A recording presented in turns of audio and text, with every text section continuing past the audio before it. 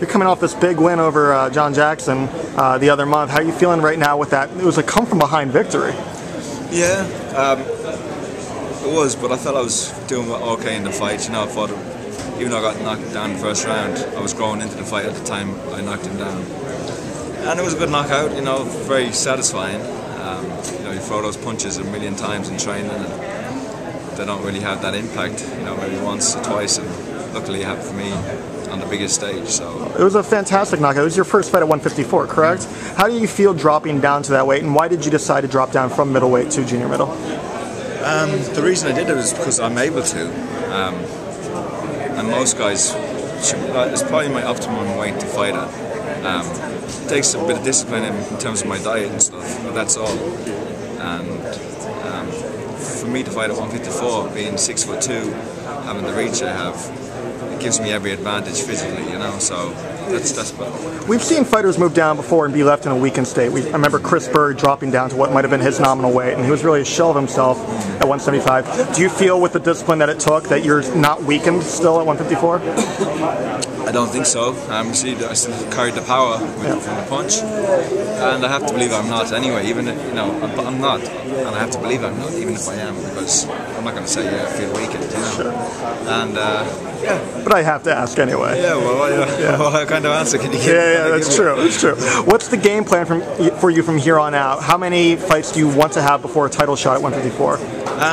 I want a title fight in my next fight. I always want a title ready. I believe I'm ready.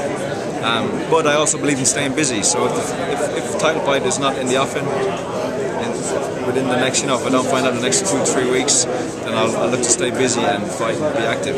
Who do you want more than anybody else?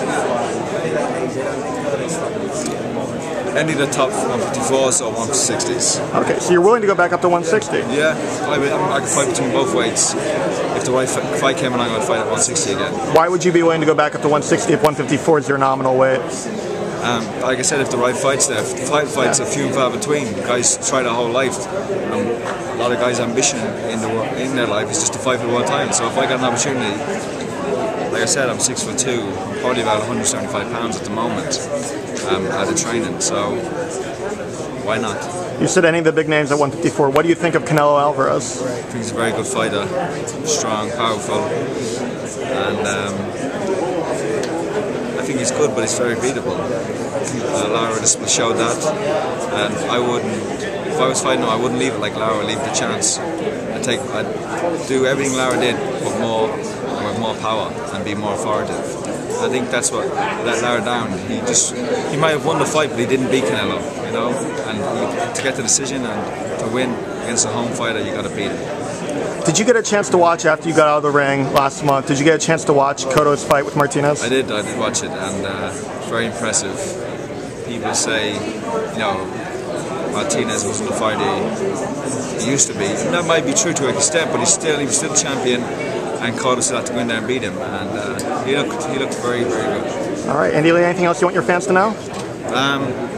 Within the next 6 or 7 months, I'll be champion of the world, and for all the people who support me over the years, they'll be vindicated for backing me up by a lot of people. Thank you very much. Thank you.